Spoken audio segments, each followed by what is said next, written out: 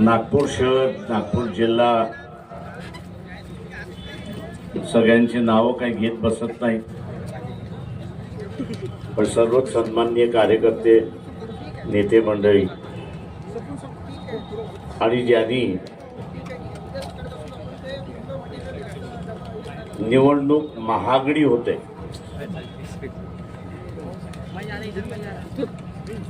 एक एक मतदार 5-5 हजाराला विकत घेण्याची ताकद इथल्या राजकीय पक्षाने निर्माण केली. अशा ह्या परिस्थितीमध्ये फुले शाहू आंबेडकरी विचाराच्या कार्यकर्त्यांनी जी हिंमत दाखवली, त्या हिमतीला दाद देण्यासाठी आज मी या ठिकाणी आपल्या समोर उभा आहे. मी बऱ्याच जणांना फोन केला, अरे इलेक्शन आले, उभं राहता का? त्यांनी असं सांगितलं, प्रकाशराव, हा असताना काही 80चा 90चा आणि 2000चा कालखंड नाही, हा सगळा बदललेला कालखंड आहे. पैशाने सगळं विकत घेण्याचा असताना कारभार चालले.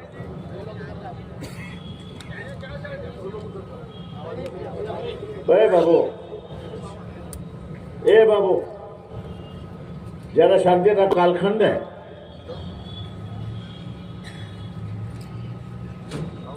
हा कालखंड पूर्णपणे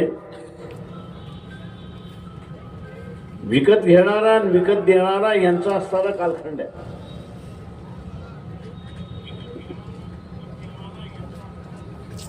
आणि या विकत घेणाऱ्यामध्ये मी बसत नाही, माझी तेवढी ऐपत नाही. बोल प्रकाशराव, यावेळेस माफ करा, मी काय उभा राहत.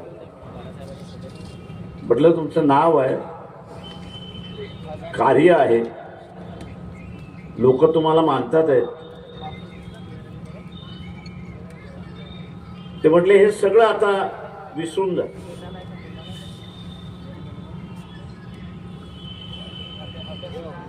किती नीतिमत्ता राहिलेली नाही.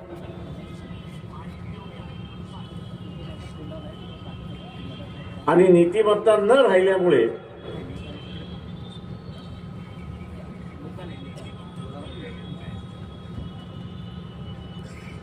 हे इलेक्शन मी काही लढत नाही. मित्र त्यांनी म्हटलं, हे चुकीचं नाही, मी असं मानतो.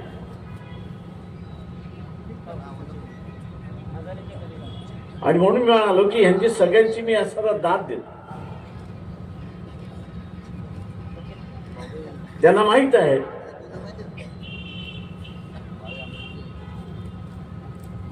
की जो काही पैशाचा खेळ शेवटच्या 3 दिवसात होईल, खालून जातो, त्याला मला तोंड देता येणार. हा वाटप करणारा कोण आहे?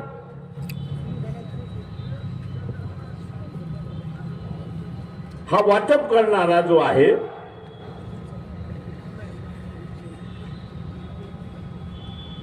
त्याची भूमिका काय? त्याची भूमिका हीच आहे की मला पाहिजे असणारी व्यवस्था आली,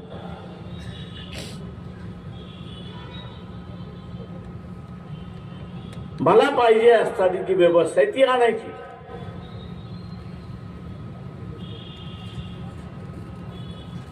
आणि ती व्यवस्था या संविधानातल्या विरोधातली व्यवस्था.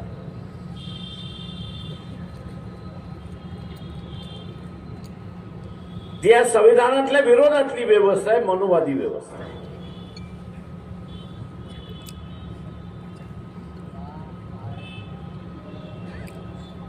आणि म्हणून आपण पाहिलं असेल की 400 कोटीचं काम जे आहे ते 800 कोटी करण्यात आलं. सरकारची लूट झाली आणि त्याच लुटीच्या पैशातून आता असणारं इलेक्शन जिंकण्याचा तंत्र वापरल्या जात आहे.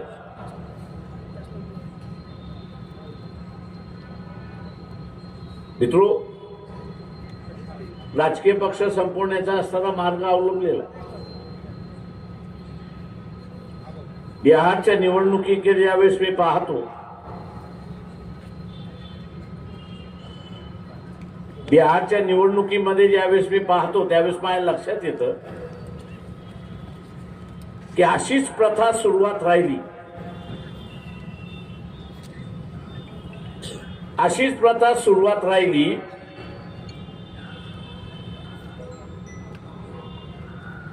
तर राजकीय पक्षांचं अस्तित्व हे नगण्य होऊन जाईल. आणि राजकीय पक्षांचं अस्तित्व नगण्य झालं तर एक पक्षाचं राज्य यायला वेळ लागणार नाही, आणि एक पक्षाचं राज्य आलं तर मग पाहिजे ते करा अशी असणारी परिस्थिती. त्यावेळेस आपण लढायला जाऊ.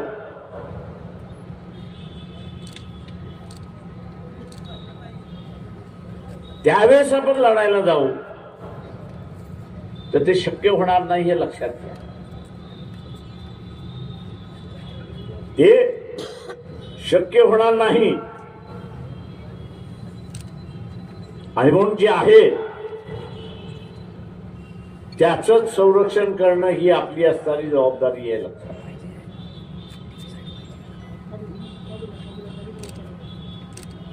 जे आहे ते संरक्षण करण्याची असणारी जबाबदारी.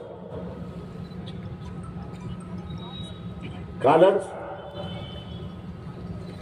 राजकारणातलं एक नवीन पाऊल पडलं.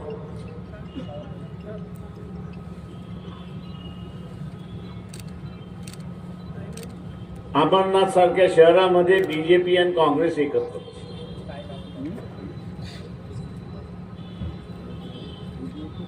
काही दिवसामध्ये दोघही भूमिका अशा घेतील की आम्ही आमच्या असणाऱ्या तालुक्याच्या जिल्ह्याच्या अध्यक्षाला काढून टाकू.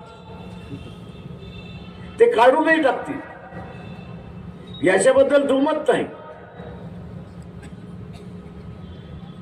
पण त्याला इंग्रजीमध्ये म्हणतात कंडिशनिंग ऑफ माइंड.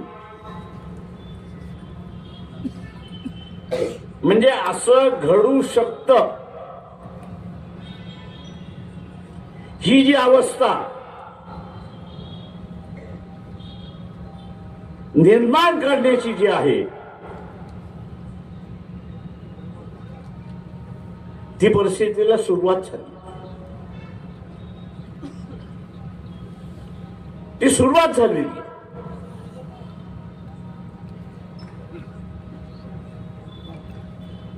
इथे असणाऱ्या फुले शाहू आंबेडकरी चळवळीला, वंचितला, भारतीय जनता पक्षाच्या राजकारणाला, RSSला विरोध केल्यानंतर सुद्धा कुठल्याही आघाडीमध्ये स्थान मिळत नाही. त्याचं कारण आपण लक्षात घ्या.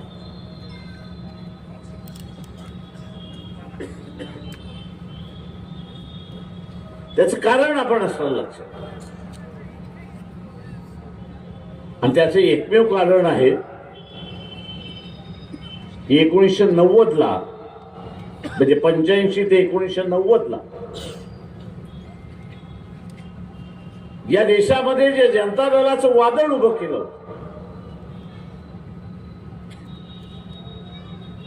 की ज्या वादळामध्ये नंतर बीजेपी आली होती,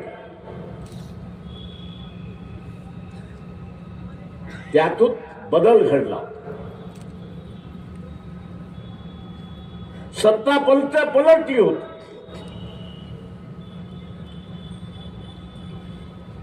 ती सत्ता पलटवण्याची आजही ताकद आपल्यामध्ये आहे. लक्षात घ्या.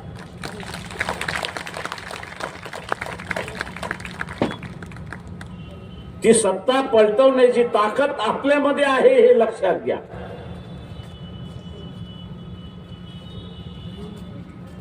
विश्वनाथ प्रताप सिंगांमार्फत एकच आम्ही असताना त्यावेळेस स्लोगन द्यायला लावलो. आम्ही सत्तेवरती आलो तर 56 दीक्षा घेतल्यानंतर बहुदाना सवलती मिळणार नाही असा जो कायदा झाला तो रद्द झाल्याशिवाय राहणार नाही. समूह उभा राहिला आणि बलदूत दाखला अशी असणारी परिस्थिती. आणि बहुधांच्या सवलती या सुरुवात झाली. ही ताकद आहे. आत्ताही असताना आपल्याला ती ताकद वापरावी लागते.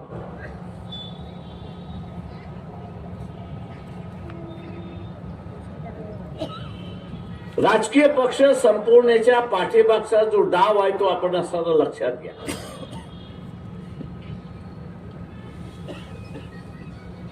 संविधानवादी जो समूह आहे त्याला संघटनच राहिलं नाही तर तो विरोध कुठून करणार.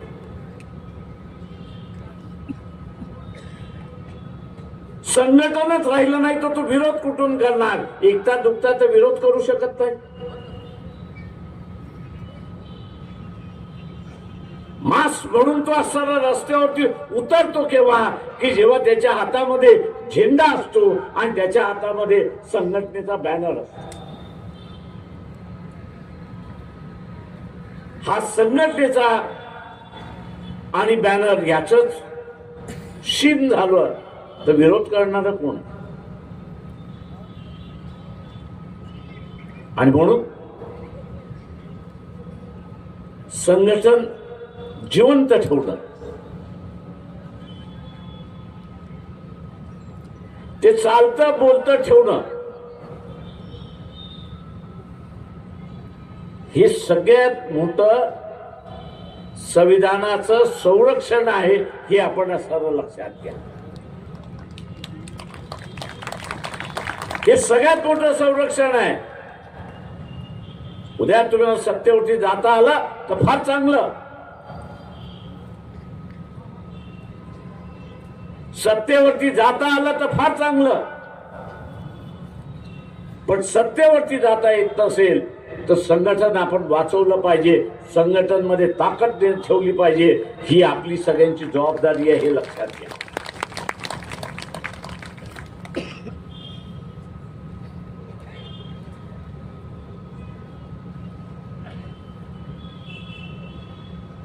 संघटनेच्या ताकदीचा असणारा जो एहसास आहे हा मोठा आहे. कारण समोरच्याला भीती वाटते, समोरच्याला दहशत असते की हा जो उभा राहिलेला मास, मग तो मताच्या स्वरूपामध्ये उभा राहू किंवा मोर्चाच्या स्वरूपामध्ये उभा राहू, त्याच्या विरोधात आपण असताना गेलो तर दोन हात आपल्याला करण्याची पाळी येते की काय, ही भीती असते. आणि त्या भीतीपोटी तो आपलं शेवटचं पाऊल टाकत नाही. हे लक्षात घ्या. आणि म्हणून निवडणुकीमध्ये मी नेहमी म्हणत आलेलो आहे, जिंकण्यासाठी आपण लढतो याच्याबद्दल दुमत नाही.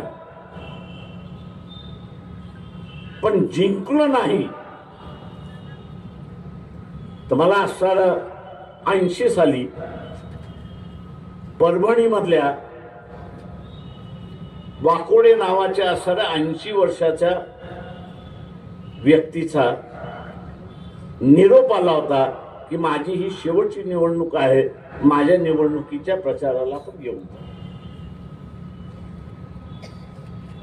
आणि मी त्या वाकोड्यांना विचारलं की 80 वर्ष झाले तुम्ही लढताय का.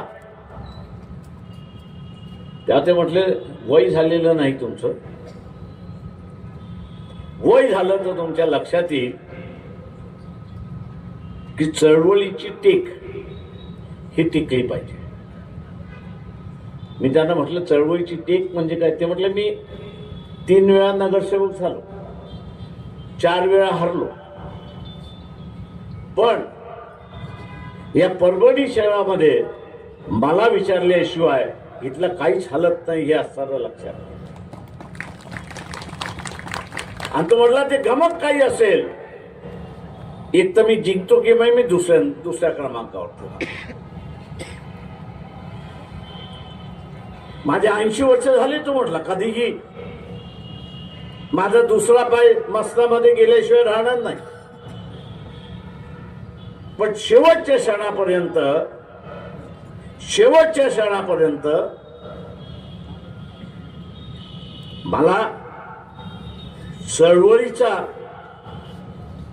जो टेका आहे परभणीतला, तो मला असताना कायम त्या ठिकाणी मित्रो. आणि तिथून लक्षात आलं की इलेक्शन हे नुसतं जिंकण्याचं जरी गणित असलं, जिंकण्याचं गणित जरी असलं तरी आपल्याला मिळालेली मतं याची असणारी भीती समोरच्याला असते, हे लक्षात घ्या. भीती असते. तो म्हटलं मी हारलो, ते वाकोडे म्हणाले मी हारलो, नगरसेवक म्हणून जिंकून आलो नाही. पण या परभणीतलं पान मला विचारल्याशिवाय हल्लं नाही, कारण का परभणी हलवण्याची माझी ताकद. आज तेच आपल्याला सगळ्यांना करायचं. मी इथे कुठल्या राजकीय पक्षावरती टीका करणार नाही, कारण का सगळ्या राजकीय पक्षांचं असणारं अस्तित्व मी फार जवळून पाहिलेलं आहे.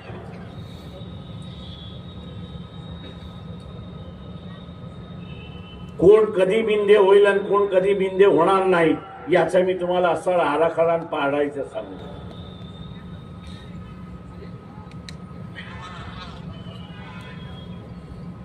टिकायचं असेल आणि इथला नेतृत्व आपल्याला करायचं असेल तर काळाची ओघ हे आपल्याला ओळखता आली. काळाची ओघ ही आपल्याला ओळखता आली पाहिजे.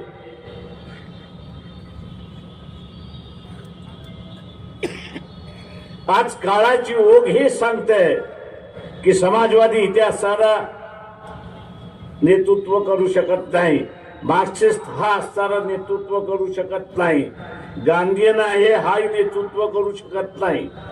इथला असणारं नेतृत्व जर कोण करू शकत असेल तर फुले शाहू आंबेडकरीला मानणारा समूह जो आहे, फुले शाहू आंबेडकरी विचाराला मानणारा समूह जो आहे, तोच आता नेतृत्व करू शकतो, हे लक्षात घ्या.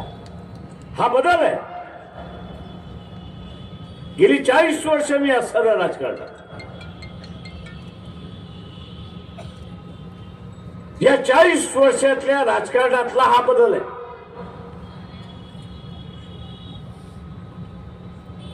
की आज लोक अपेक्षा करतात आहेत, सर्वसामान्य सेक्युलर असेल, सर्वसामान्य संविधानवादी असेल, सर्वसामान्य शांततावादी असेल, हा समूह,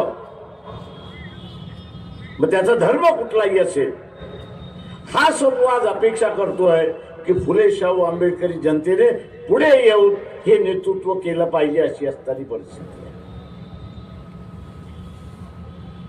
आणि त्यासाठी आपल्या सगळ्यांना आपली असणारी मानसिकता निर्माण करावी लागते. आपल्या सगळ्यांना आपली असणारी मानसिकता निर्माण करावी लागेल. एक फोर्स म्हणून उभं राहायचं असेल, एक विचार म्हणून पुढे यायचं असेल तर आपला बदललेला रोल हा आपण लक्षात घेतला पाहिजे. आपला बदललेला रोल हा आपण लक्षात घेतला पाहिजे. आपला रोल काय बदललाय? तर पूर्वी आम्ही निवेदन देत होतो, अमुक झालं पाहिजे, तमुक झालं पाहिजे, तमुक झालं पाहिजे. आज निवेदन देण्याचा कार्यक्रम थांबला. आज निवेदन देण्याचा कार्यक्रम थांबला. याचं कारण की आपण आपल्यामध्ये बदल करून आपण परिस्थितीवरती मात केली आणि मात करून आपण स्वावलंबी झालो. इंग्रजीमध्ये ज्याला सेल्फ सफिशियंट म्हणतो तसं आपण सेल्फ सफिशियंट झालो. आता त्याच्या पुढची पावलं उचलण्याची गरज आहे आणि ती वक्त की पुकार आहे असं त्या ठिकाणी. काल ते आता डिमांड करतोय आणि काय डिमांड करतोय की बाबासाहेब जे म्हणाले होते, इतिहासाला फुले शाहू आंबेडकरी विचाराचा माणूस हा राजकीय झाला पाहिजे, हा सत्ताधारी झाला पाहिजे.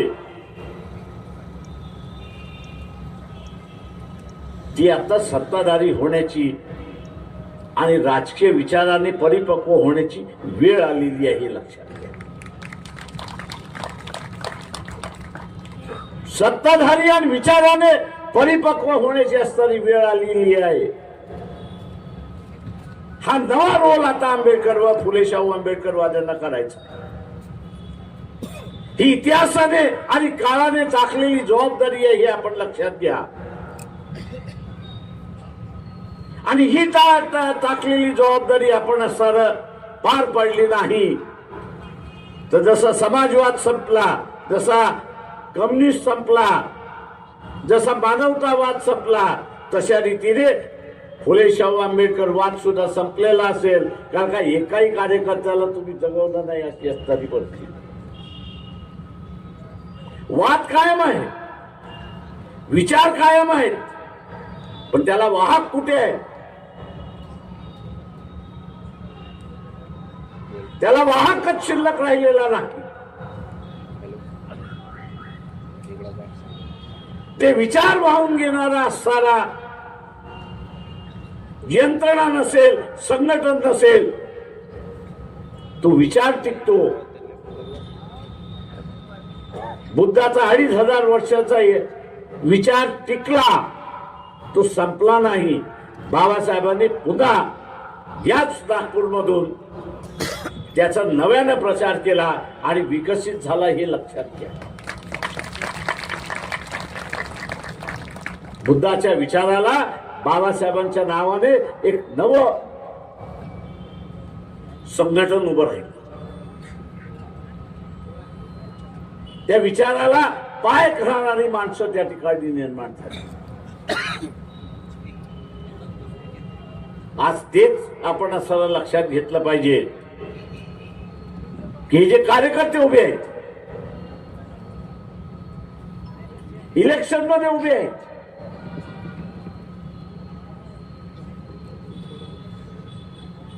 मी सगळ्यांची नावं घेत नाही, पण जे उभे आहेत त्या सगळ्यांच्या पाठीमागे आपण खंबीरपणे उभं राहिलं पाहिजे, हे लक्षात घ्या.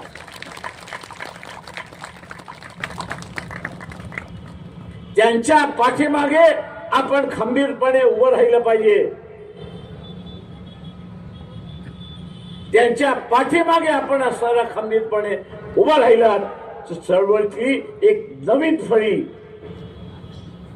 विचारांची फळी, प्रतीक सारखे गणित शिकवणारी, इंजिनियर होणारी व्यक्ती या साऱ्या आपल्या समोर येऊन चळवळीला पुढे घेऊन जायला मागतात आहेत.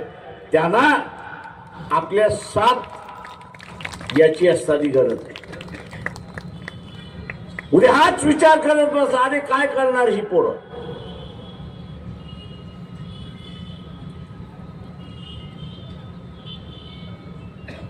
कदाचित सांभाळू शकतील, कदाचित सांभाळू शकणार नाही, पण ज्यांना तुम्ही मदत करणार आहात, ज्यांच्यावरती तुम्ही असणारा विश्वास ठेवायला निघालेला आहात, ते तरी तेवढ्या विश्वासाचे पात्र आहेत का? ते तरी विश्वासाचे पात्र आहेत का? आणि फुले शाहू आंबेडकरी विचाराचे पायक आहेत का? याचा विचार आपण केला. मित्रो, इस बार या उस बार अशा अवस्थेमध्ये आलोय.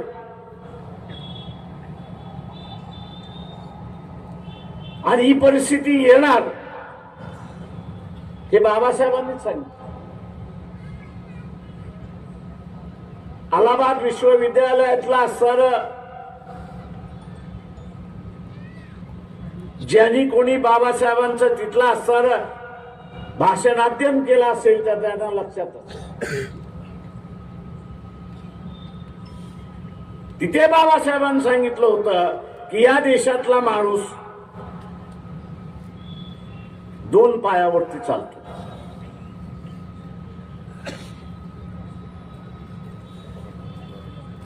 पण तो दोन पायावरती चालत असताना त्याच्याच बरोबर दोन विचारांवरती चाललेला आहे. त्याचा एक पाय संविधानिक व्यवस्थेवरती आहे, त्याचा एक पाय संवैधानिक व्यवस्थेवरती आहे आणि दुसरा पाय हा मनुवादी व्यवस्थेवरती आहे. हा मनुवादी व्यवस्थेवरती आहे. बाबासाहेब म्हणाले होते, फाकून फाकून हा फाकणार किती, फाकून फाकून फाकणार किती. याने अधिकच याला फाकलं ते याचे दोन तुकडे झाल्याशिवाय राहणार. सांगण्याचा मतीचा अर्थ हाच होता की संविधानिक व्यवस्था संघ घटनेने निर्माण केलेली असली तरी समाजामध्ये एक वर्ग असा आहे, समाजामध्ये एक वर्ग असा आहे की जो मनुवादी व्यवस्थेचा पुरस्कर्ता आहे. या दोघांमधला संघर्ष हा अटल आहे आणि तो संघर्ष आपल्याला असताना दिसतो.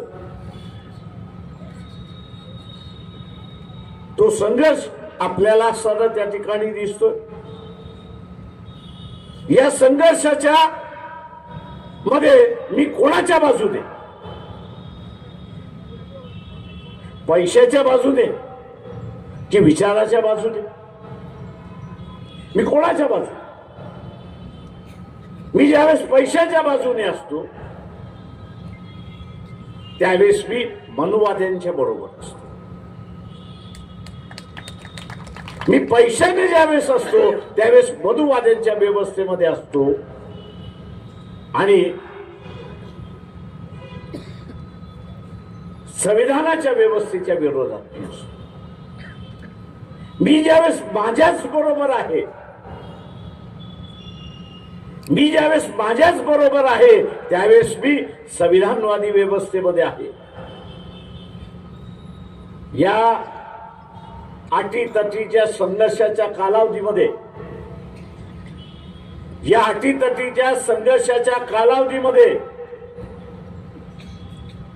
प्रत्येक फुलेशाहू आंबेडकरी माणसाला निर्णय घेण्याचा वेळ आलेला हे लक्षात घ्या. हा निर्णय घेण्यात आलेला आहे की तो स्वतःशी आहे की तो पैशाची आहे. तो स्वतःशी असेल तर संविधानिक व्यवस्थेबरोबर आहे आणि संविधानिक व्यवस्था तो टिकवू शकतो हे लक्षात घ्या. तो पैशाच्या बाजूने असेल तर इथली संविधानिक व्यवस्था तो मोडण्याकडे निघालेला आहे हे आपण असं लक्षात ठेवलं पाहिजे. आणि म्हणून म्हटलं की विरोधक जे आहेत येणं घेणे करून ही व्यवस्था, संविधानिक व्यवस्था मोडली पाहिजे याचा प्रयत्न करतायत. महानगरपालिकेची निवडणूक आहे, मला मान्य आहे. स्थानिक प्रश्नाला असणारा महत्व असतो, पण या स्थानिक प्रश्नाबरोबरच उद्याची सत्ता कोणाकडे हाही महत्वाचा. महानगरपालिकेची सत्ता कोणा,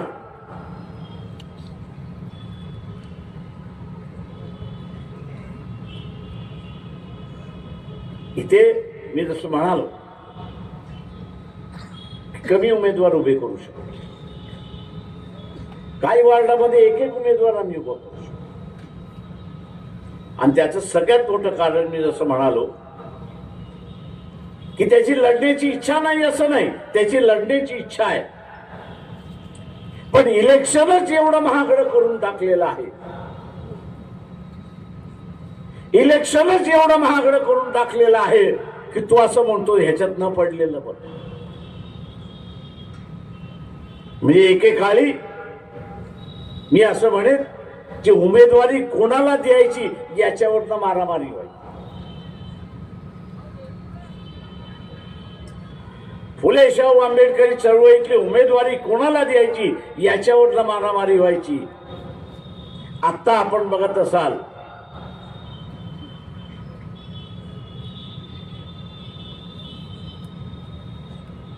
तो उमेदवारी घ्या अशी असणारी परिस्थिती आहे.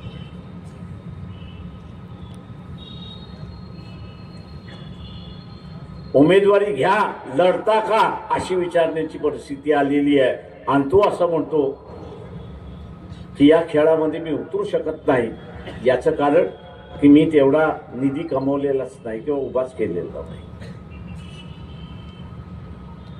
ही मी असं म्हणेन की एक शोकांतिका आहे. मला माहिती आहे इथल्या असणाऱ्या काही संघटनांनी उमेदवाऱ्या विकल्या,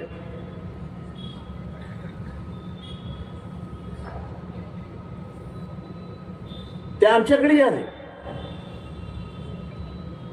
तर मी त्यांना असं विचारलं की बा ठीक आहे, तू डोनेशन देतोयस पक्षाला, मान्य आहे, मी ते घेतो म्हटलं होतं, पण मला सांग निवडणुकीनंतर काय?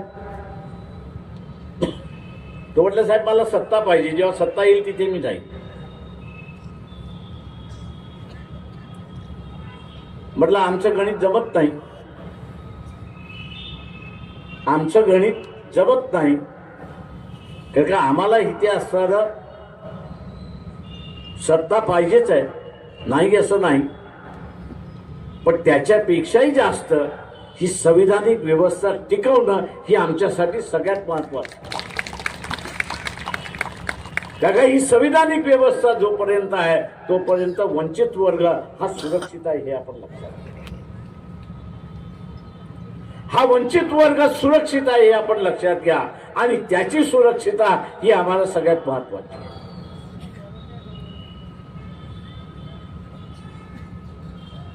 राजकारणामध्ये नवे नवे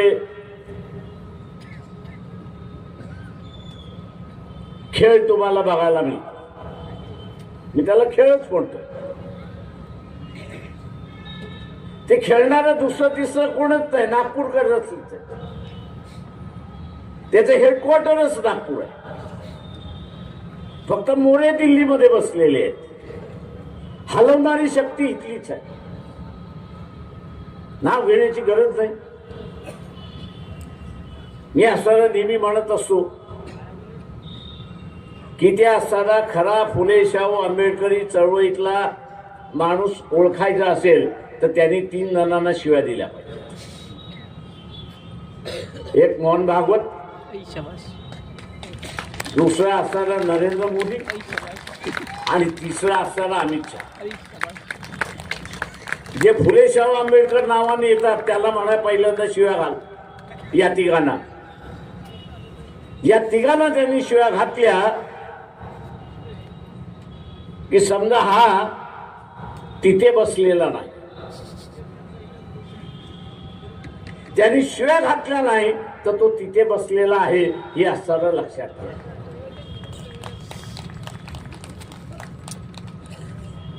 वंचितच्या वतीने RSSच्या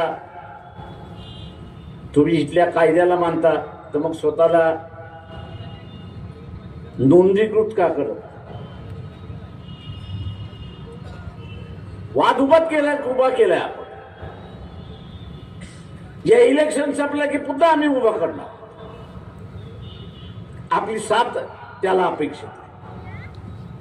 कायद्याचं राज्य आलं तर संविधानाचं राज्य, कायद्याचं राज्य आलं की संविधानाचं राज्य आलं, आणि संविधानाचं राज्य आलं आणि कायद्याचं राज्य आलं तर आपण शांततेच्या व्यवस्थेमध्ये जगतो. आपण नाही तर इथे अशांततेच्या व्यवस्थेकडे आपण वाटचाल करतो हे लक्षात घ्या. आणि म्हणून मी आपल्या सगळ्यांना आव्हान करणार आहे, कारण का माझा जाण्याचा असताना वेळ झालेला आहे. कारण उद्या कोल्हापूर आहे, इचलकरंजी आहे, सांगली आहे, सोलापूर आहे, या महानगरपालिकेच्या प्रचाराचा आहे. म्हणून माझं आव्हान आपल्या सगळ्यांना आहे की या सगळ्या उमेदवारांची चिन्ह जे आहेत ते गॅस सिलेंडर आहे. जिंकतो की हारतो हा डोक्यामधनं विचार काढून टाका. तुम्हाला एक मत अधिक आणता येईल ते एक मत अधिक घेऊन या, पण स्वतःचं मत गॅस सिलेंडरला जाईल हे आपण असं लक्षात घ्या.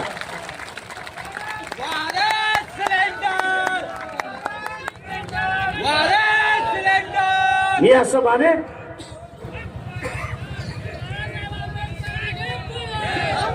सिलेंडरला दिलेलं मत, मी असं म्हणेन की सिलेंडरला दिलेलं मत इथल्या सेक्युलर शक्तीला, संविधानवादी शक्तीला आणि मनुवाद्याच्या विरोधात जे आहे त्यांना एक संदेश आपण असताना देतोय की आम्ही या देशाचं नेतृत्व करायला फुले शाहू आंबेडकरी जनता तयार आहे.